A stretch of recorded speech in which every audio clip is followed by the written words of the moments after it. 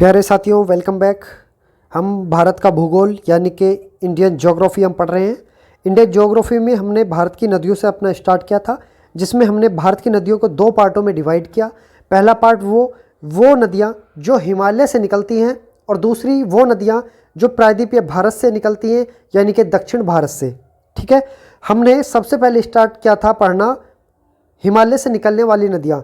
इस हिमालय से निकलने वाली नदियों को हमने तीन पार्टों में डिवाइड किया। पहला पार्ट सिंधु नदी तंत्र, दूसरा पार्ट ब्रह्मपुत्र नदी तंत्र और तीसरा पार्ट गंगा नदी तंत्र। हमने सिंधु नदी तंत्र को हमने पढ़ लिया, 6 वीडियो हमने कवर की। हमने 6 वीडियो में 6 नदियों को पढ़ा, बहुत अच्छे से जाना, कुछ मैपिंग के माध्यम से और कुछ पॉइंट वाइज। सिंधु नदी तंत्र की 6 नदियों को कंप्लीट करने के बाद आज हम ब्रह्मपुत्र नदी तंत्र अपना पढ़ेंगे, और ब्रह्मपुत्र नदी तंत्र को कुछ हम पॉइंट वाइज जानेंगे और कुछ मैप के माध्यम से जानेंगे। इससे पहले जो हमारी वीडियोस रहीं वो ऑन बोर्ड थी, लेकिन ये ऑन स्क्रीन चलेंगी। किसी भी तरह की कोई भी आपको प्रॉब्लम नहीं आएगी, अगर आती है तो कमेंट बॉक्स में बताएं। हम एक एक पॉइंट आपका क्लियर करके चलेंगे। कोई भी एग्ज़ाम वनडे एग्ज़ाम कंपटीशन के लिए अगर आप तैयारी कर रहे हैं तो वनडे एग्ज़ाम कोई भी हो, आपका किसी भी डिपार्टमेंट का हो, सबके लिए सफिशेंट है। बहुत ही ज़्यादा इंपॉर्टेंट ये होने वाली है वीडियो, तो बने रहें हमारे साथ लास्ट तक। चैनल पे नए हैं तो चैनल को सब्सक्राइब ज़रूर करें और दोस्तों के साथ शेयर करना बिल्कुल ना भूलें। वीडियो को लाइक ज़रूर करें। ठीक है, तो चलिए स्टार्ट करते हैं ब्रह्मपुत्र नदी तंत्र। कुछ पॉइंट वाइज पढ़ेंगे, कुछ मैप के माध्यम से जानेंगे पॉइंट्स को। ठीक है, तो चलिए पहले पॉइंट से हम स्टार्ट करते हैं। हिमालय के उत्तर में स्थित मानसरोवर झील के पास, किसके झील के पास? मानसरोवर झील के पास कैलाश श्रेणी के चेमा-युंगडुंग हिमानी से निकलने के पश्चात तिब्बत में सांगपो नाम से पूर्व की ओर प्रभावित होती है। ये बात कर रहे हैं हम ब्रह्मपुत्र नदी की, कि ब्रह्मपुत्र नदी हिमालय के उत्तर में स्थित मानसरोवर झील, हिमालय के उत्तर में स्थित मानसरोवर झील के पास कैलाश पर्वत श्रेणी है। वहाँ से एक ग्लेशियर निकलता है जिसका नाम है चेमा-युंगडुंग हिमानी यानी कि ग्लेशियर। कौन सा है? चेमा-युंगडुंग ग्लेशियर। वहाँ से ब्रह्मपुत्र नदी निकलती है, जिसके बाद इससे निकलने के बाद ये तिब्बत में सांगपो के नाम से जानी जाती है, और वहाँ से निकलने के बाद ये पूर्व की ओर प्रभावित होती है, पूर्व की ओर प्रभावित होती है। तो चलिए इस लाइन को हम थोड़ा मैप के माध्यम से जानेंगे। जैसे ये हिस्सा है आपका, ये तिब्बत वाला हिस्सा है। कौन सा हिस्सा है? ये तिब्बत वाला हिस्सा है। तिब्बत मतलब चीन। ठीक, यहाँ से नदी निकलती है, ये ब्रह्मपुत्र नदी यहाँ से निकलती है और कुछ इस तरह से जाती है और इस तरह से आके ये प्रवेश करती है, यानी कि पूर्व की ओर बहती है। किस तरफ? पूर्व की ओर। हमने बताया, पहले पॉइंट आप देख लीजिए, जो हमारा पहला पॉइंट था वो यही था कि मानसरोवर झील के पास कैलाश श्रेणी के चेमा-युंगडुंग हिमानी से निकलने के पश्चात तिब्बत में सांगपो के नाम से पूर्व की ओर प्रभावित होती है, यानी कि तिब्बत में ब्रह्मपुत्र नदी को सांगपो के नाम से जाना जाता है। इस पॉइंट का ये मतलब है। ठीक है, चलिए अगला पॉइंट हमारा क्या है? अगला पॉइंट है हमारा ब्रह्मपुत्र नदी का मुहाना बंगाल की खाड़ी है। किसकी खाड़ी? बंगाल की खाड़ी। देखिए मैंने आपको बताया पूर्व की ओर बहती है, उसके बाद अरुणाचल प्रदेश में प्रवेश करती है, फिर असम होती हुई ये बांग्लादेश में चली जाती है, और बांग्लादेश में जाने के बाद ये बे ऑफ बंगाल यानी कि बंगाल की खाड़ी में जाकर गिर जाती है। ठीक है, तो चलिए ये पॉइंट आपका क्लियर हो गया। अगला पॉइंट देख लीजिए, सिंधु नदी, सतलज नदी एवं ब्रह्मपुत्र नदी, यह तीनों नदियाँ मानसरोवर झील के पास तिब्बत चीन से निकलती हैं। मैंने आपको सिंधु नदी तंत्र में बताया था कि दो नदियाँ हैं। एक वो नदियाँ जो कहाँ से निकल के जा रही है, ये सिंधु नदी। कौन सी नदी? सिंधु नदी। ये तिब्बत से जाती है और अरब सागर में गिर जाती है। इसके अलावा एक नदी और है जिसको हम सतलुज नदी कहते हैं, कुछ इस तरह से। ठीक है, और ये यहाँ से चिनाब नदी आती है और चिनाब में सतलुज नदी मिल जाती है, तो ये सतलज नदी। ठीक, एक सिंधु, दूसरी सतलज और तीसरी कौन सी नदी? ब्रह्मपुत्र, ये तीसरी नदी। ये तीन नदियां हैं जो तिब्बत से निकलती हैं। कहाँ से निकलती हैं? तिब्बत से निकलती हैं, मानसरोवर झील के पास से निकलती हैं। ठीक है, चलिए अगला पॉइंट देख लीजिए, ब्रह्मपुत्र नदी का बहाव तीनों देशों से होता है, जिसमें चीन, भारत व बांग्लादेश शामिल है। देखिए मैंने आपको बताया था, समझिए जब ये तिब्बत से निकलती है, जब कहाँ से निकलती है, तिब्बत से निकलती है, ठीक, तिब्बत से निकलती है, तो ये तिब्बत, ये चीन वाला भाग है, एक देश हो गया। तिब्बत से निकलने के बाद अरुणाचल प्रदेश में प्रवेश करती है, अरुणाचल प्रदेश यानी कि भारत, दूसरा हो गया। और यहाँ से असम, ठीक है, ये असम में प्रवेश करती है जहाँ माजुली द्वीप बनाती है, ठीक है। इसके बाद ये कहाँ चली जाती है, बांग्लादेश में चली जाती है, और बांग्लादेश में जाने के बाद बंगाल की खाड़ी में, यानी कि 3 देशों में इसका पानी बहता है, ठीक है। चलिए अगला पॉइंट देख लीजिए। ब्रह्मपुत्र नदी भी मानसरोवर झील के पास तिब्बत के पुरंग जिले से निकलती है। जिले की अगर बात कर ली जाए कि ब्रह्मपुत्र नदी किस जिले से निकलती है, तो वो कौन सा जिला है, वो जिला है पुरंग जिला। कहाँ का, तिब्बत का पुरंग जिला, ठीक है। चलिए अगला पॉइंट देख लीजिए। अगला पॉइंट क्या है, अगला पॉइंट है इसके बाद सिंटैक्सियल बैंड के सहारे नामचा बरवा के निकट मध्य हिमालय को काटती हुई यंगयाप दर्रे के दक्षिण दिशा में मुड़कर यू टर्न लेते हुए भारत के अरुणाचल प्रदेश में प्रवेश करती है, जहां इसको सियांग अथवा देहांग नाम से जाना जाता है, तथा दिबांग एवं लोहित नदी के बाएं तट से मिलने के बाद इसे ब्रह्मपुत्र के नाम से जाना जाता है। ये एक पॉइंट है, इसको समझिए। देखिए जब हमारी ब्रह्मपुत्र नदी यहाँ से चलती है, ठीक है, तो यहाँ पर जाने के बाद सिंटैक्सियल बैंड है, ठीक है, उसके सहारे नामचा बरवा है, ठीक है, मध्य हिमालय को काटती हुई, मध्य हिमालय के बीचों बीच ये निकलती है काटती हुई यांगयाप दर्रे के दक्षिण से। यांगयाप यहाँ पर लगभग यांगयाप दर्रा है, यहाँ पर ये पॉइंट समझिए, यांगयाप दर्रा है, इसके दक्षिण से मुड़कर यू टर्न लेती है, जैसे यू टर्न आपके सामने ली हुई है, ये यू टर्न, ठीक है, यू टर्न, ये यहाँ अरुणाचल प्रदेश में प्रवेश कर जाती है, जहाँ इसको सियांग अथवा देहांग नाम से जाना जाता है। यानी कि इस पॉइंट का मतलब है कि ब्रह्मपुत्र नदी अरुणाचल प्रदेश में सियांग या फिर देहांग के नाम से जानी जाती है। किस नाम से जानी जाती है, सियांग या फिर देहांग के नाम से जानी जाती है। कौन सी नदी, ब्रह्मपुत्र नदी। कौन से राज्य में, भारत का कौन सा राज्य है, अरुणाचल प्रदेश, ठीक है। आगे देखिए, दिबांग एवं लोहित नदी के बाएं तट से मिलने के बाद इसे ब्रह्मपुत्र के नाम से जाना जाता है। देखिए दिबांग एवं लोहित नदी, देखिए ये रही दिबांग नदी और यह रही लोहित नदी, ठीक है। जब ये आपकी ये बाएं, देखो नदी इस साइड से बह रही है इस तरह से, जब हम ऐसे चलते हैं तो ये हमारा कौन सी साइड होगी, ये हमारी लेफ्ट साइड हो गई। कौन सी, लेफ्ट, यानी कि बायां, ठीक। और ये कौन सी साइड हो गई, ये हमारी राइट साइड हो गई, यानी कि दायां साइड। अब जब ये टर्न मार गई तो ये बाएं साइड हो गई और ये दाएं। अब बाएं से दिबांग नदी भी इसमें आके मिली है, किसमें, आपकी अरुणाचल प्रदेश में प्रवेश करने के बाद सियांग कहलाती है, तो सियांग नदी में आके मिल जाती है दिबांग नदी और लोहित नदी। एक बात समझिए कि जो ये लोहित नदी है ना, ये लोहित नदी को खूनी नदी भी कहा जाता है, ठीक है। इसमें जब ये मिल जाती है दिबांग और लोहित, मिलने के बाद इसको ब्रह्मपुत्र नदी के नाम से जाना जाता है। जब ये असम में प्रवेश कर जाती है, कहाँ, असम में जब प्रवेश कर जाती है, असम में, इस वाले पॉइंट पे जब असम में प्रवेश कर जाती है तो इसको ब्रह्मपुत्र नदी नाम के, ब्रह्मपुत्र नाम से ही इस नदी को जाना जाता है। यानी कि असम में ब्रह्मपुत्र नदी को ब्रह्मपुत्र के नाम से ही जाना जाता है। इस पॉइंट का ये मतलब है, ठीक है। चलिए उम्मीद करता हूँ आपको समझ आ रहा होगा, अच्छे से समझ आ रहा होगा। एक बार मैं इसको मिटा लेता हूं।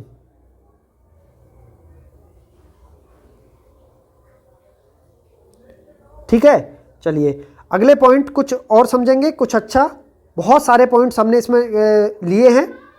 उम्मीद करता हूं अब बहुत अच्छे से आपको समझ में आया होगा और आ रहा होगा, नहीं आए तो कमेंट बॉक्स में ज़रूर बताएं, ठीक है। चलिए अब अगला पॉइंट समझ लेते हैं।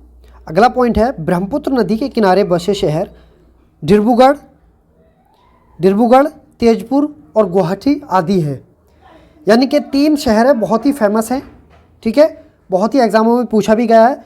अब अगर हम मैप के माध्यम से इनकी लोकेशन जानते हैं कि ब्रह्मपुत्र नदी के किनारे ये तीनों शहर कहाँ कहाँ दिखाई पड़ते हैं, तो इनको जान लेते हैं। देखिए गुवाहाटी, तेजपुर और डिब्रूगढ़, ये तीनों शहर असम राज्य के शहर हैं तीनों, ठीक है। डिब्रूगढ़ की अगर मैं बात करता हूँ, जब असम, ये जो पॉइंट है ये वाला, ठीक है, ये कौन सा पॉइंट है, लगभग यही डिब्रूगढ़ है, क्या, डिब्रूगढ़, ठीक है, ये पॉइंट याद रखेंगे। इसके बाद अगर मैं बात करता हूँ तेजपुर की, तो देखिए ये लगभग यहाँ पर तेजपुर है, तेजपुर। ये तीनों शहर, तीनों सिटी कहाँ पर हैं? तीनों सिटी असम के अंदर हैं। गुवाहाटी की अगर मैं बात करता हूँ, गुवाहाटी, तो लगभग यहाँ पर है गुवाहाटी, गुवाहाटी। ठीक है, चलिए अगला पॉइंट देख लीजिए। अगला पॉइंट है डिब्रूगढ़ व लखीमपुर जिले के बीच नदी दो शाखाओं में विभक्त हो जाती है तथा असम में जाकर मिलती है, जहां दोनों शाखाएं मिलकर माजुली द्वीप बनाती हैं। ठीक है, बहुत ज़्यादा परीक्षाओं में पूछा जाने वाला सवाल है कि माजुली द्वीप किस नदी पर है, किस राज्य में है। ठीक है, आगे है असम में नदी को ब्रह्मपुत्र नदी ही कहा जाता है। ये मैंने आपको बता दिया कि असम में ब्रह्मपुत्र नदी को ब्रह्मपुत्र ही कहकर बुलाते हैं। ठीक है, तो चलिए इसको समझते हैं। ठीक, डिब्रूगढ़ व लखीमपुर जिले के बीच जब ये यहाँ से निकलती है नदी, कहाँ से? यहाँ से निकलती है, यहाँ से निकलने के बाद नदी दो भागों में विभक्त हो जाती है, दो पार्टों में विभक्त हो जाती है। ठीक है, और दो पार्टों में विभक्त होने के बाद माजुली द्वीप बनाती है लगभग यहाँ पर। कहाँ पर? यहाँ पर लगभग ये वाला पॉइंट, यहाँ पर बनता है कौन सा द्वीप? माजुली द्वीप। कौन सी नदी पर है? ब्रह्मपुत्र नदी पर है। कौन से राज्य में है? असम राज्य में है माजुली द्वीप। ठीक है, चलिए आगे पॉइंट देख लीजिए। आगे है लेकिन बोडो लोग इसे भुल्लर बुथुर कहते हैं, जिसका अर्थ कल कल की आवाज़ निकलना है। ठीक है, क्या हमारे क्या लाइन है? लाइन है डिब्रूगढ़ व लखीमपुर जिले के बीच नदी दो शाखाओं में विभक्त हो जाती है तथा असम में जाकर मिलती है, जहां दोनों शाखाएं मिलकर माजुली द्वीप बनाते हैं। असम में नदी को ब्रह्मपुत्र नदी ही कहा जाता है, लेकिन बोडो लोग इसे बुल्लुंबुथुर कहते हैं, जिसका अर्थ है कल कल की आवाज़ निकलना। हम किसकी बात कर रहे हैं? हम बात कर रहे हैं ब्रह्मपुत्र नदी की। यानी कि असम में जो बोडो जनजाति है, बोडो लोग, वो ब्रह्मपुत्र नदी को बुल्लुंबुथुर कहते हैं, और बुल्लुंबुथुर का अर्थ है कल कल की आवाज़ निकलना। ठीक है, चलिए अगला पॉइंट समझ लीजिए। ब्रह्मपुत्र नदी एकमात्र पुल्लिंग नदी है, बाकी सभी नदियां स्त्रीलिंग हैं। ब्रह्मपुत्र कैसे आ? ब्रह्मपुत्र, ब्रह्म प्लस पुत्र। समास पढ़ा होगा आपने, तो समास पढ़ के आप इसका अर्थ निकाल सकते हैं, ब्रह्मपुत्र यानी कि ब्रह्म का पुत्र। ठीक है, इसलिए ये नदी कैसी है? पुल्लिंग नदी है। इसके अलावा बाकी जितनी भी नदियां हैं सभी के सभी स्त्रीलिंग हैं।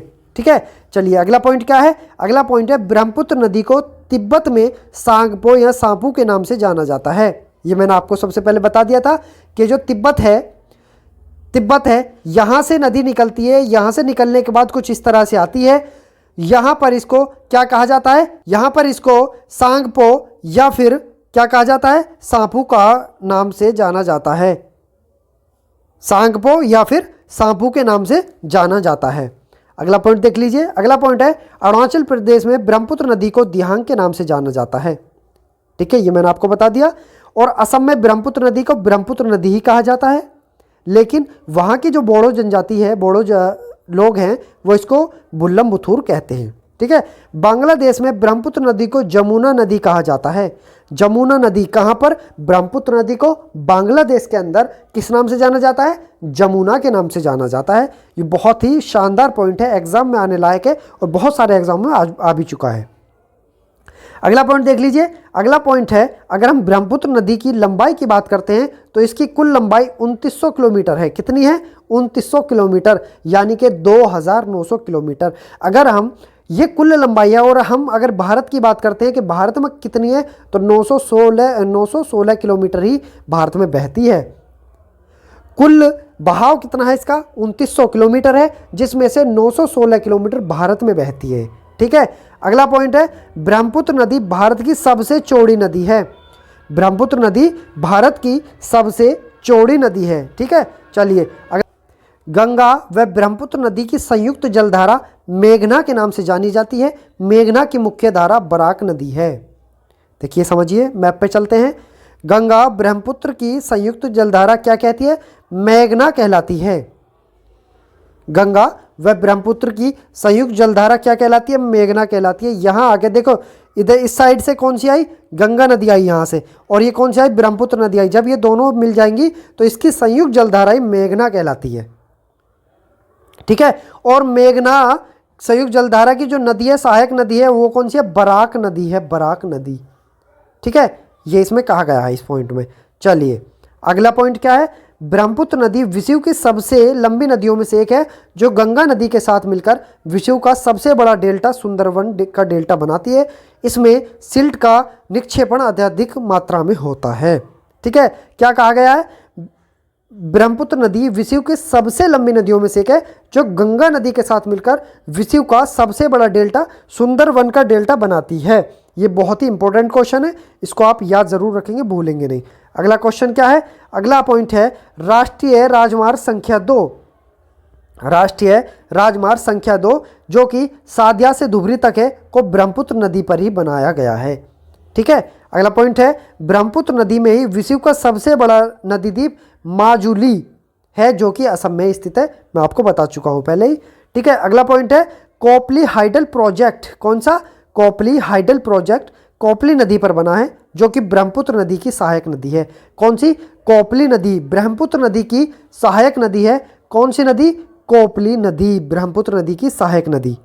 ठीक है, इसमें कहीं दिखाई दे रहा है क्या? नहीं, इसमें नहीं दिया है, लेकिन कोपली नदी ध्यान रखें, कोपली नदी किसकी सहायक नदी है? ब्रह्मपुत्र नदी की सहायक नदी है। और कोपली हाइडल प्रोजेक्ट कहाँ पर है? कोपली नदी पर बना हुआ है। ठीक है, अगला पॉइंट है ब्रह्मपुत्र नदी के दाएं तथा बाएं दोनों तटों से अनेक सहायक नदियां आकर मिलती हैं, जिनमें सुबनसिरी, कामेंग, मानस, अमो, संकोच, तिस्ता इनके दाएं तट से तथा दिबांग, लोहित, धनसिरी, कोपिली, मेघना तथा बराक इसके दाएं तट से मिलने वाली नदियां हैं। अब देखिए, समझिए। अब हम चलते हैं मैप पर। पहले इसको मैं मिटा लेता हूं, इसको मिटाने के बाद अच्छे से समझेंगे। अब हमको मालूम है कि ये तिब्बत से निकलकर पूरब की ओर जाती है, पूरब की ओर। अब इस साइड से आने वाली जितनी भी नदियां हैं, इस साइड से आने वाली ये नदियां, ये सब नदियां बाएं साइड से आने वाली नदियां कहलाएंगी, बाएं साइड से मिलने वाली नदियां कहलाएंगी। और ये जो नदियां हैं जो इस साइड से आ रही हैं, जो इस साइड से मिल रही हैं आकर, ये दाएं साइड से आकर मिलने वाली नदियां कहलाएंगी। ठीक है, इसमें सुबनसिरी है, कामेंग है, मानस है, संकोच है, रेडाक है। ठीक है, और भी हैं। अगर मैं बाएं से बात करता हूं, दिहांग है, दिबांग है, लोहित है, धनसिरी है, बराक है। ठीक है, ये नदियां बाएं साइड से आकर मिल जाती है, किसमें? ब्रह्मपुत्र नदी में। ठीक, अगला पॉइंट समझ लीजिए। अगला पॉइंट क्या है? मैंने आपको बताया लोहित नदी, खूनी नदी भी कहा जाता है लोहित नदी को। लोहित नदी कहाँ है मैप में? लोहित नदी ये नदी जो है, ये वाली। ठीक है, ये लोहित नदी है, और इसी को क्या कहा जाता है? खूनी नदी कहा जाता है, खूनी नदी। ठीक, चलिए अगला पॉइंट देख लीजिए। अगला पॉइंट, मेघना की मुख्य धारा बराक नदी का उद्गम मणिपुर की पहाड़ियों से होता है। इसकी मुख्य सहायक नदियां मांकू, तरंक, तुईवई, जीरी, सोनाई, रुकनी, कातखल, धलेश्वरी, लांगाचीनी, मुदवा और जटिंगा हैं। किसकी सहायक नदियां हैं? ये बराक नदी की सहायक नदियां हैं ये। ठीक है, तो चलिए यही पॉइंट्स थे, कुछ मैप के माध्यम से थोड़ा समझा और कुछ हमने पॉइंट वाइज के माध्यम से जाना। ब्रह्मपुत्र नदी तंत्र इस वीडियो में कंप्लीट हो चुका है। अब अगली वीडियो में हम पढ़ेंगे गंगा नदी तंत्र और उसके बारे में फुल जानेंगे। वीडियो अच्छा लगा हो तो कमेंट बॉक्स में बताएं। कोई अगर प्रॉब्लम हो, कहीं समझ ना आया हो या फिर कुछ और चाहते हो तो वो भी आप कमेंट बॉक्स में बताएं। चैनल पर नए हैं तो चैनल को सब्सक्राइब जरूर करें, वीडियो को लाइक शेयर करना बिल्कुल भी ना भूलें। हमारे साथ बने रहें। यकीन रखिए कि जो भी होगा आपके एग्ज़ाम से रिलेटेड होगा और वही पढ़ेंगे जो एग्ज़ाम की दृष्टि से महत्वपूर्ण होगा। हम बहुत थोड़ा पढ़ेंगे और बहुत ज़्यादा आने की चांसेस रहेगी। हम वो नहीं करेंगे कि बहुत सारा पढ़ लिया और आने के चांसेस बिल्कुल नहीं है। ठीक है, तो चलिए बने रहिए हमारे साथ। चैनल का नाम है नौकरी 24। लाइक शेयर सब्सक्राइब बिल्कुल भी करना ना भूलें। मिलते हैं अगली वीडियो में। अपना ख्याल रखें। जय हिंद, जय भारत।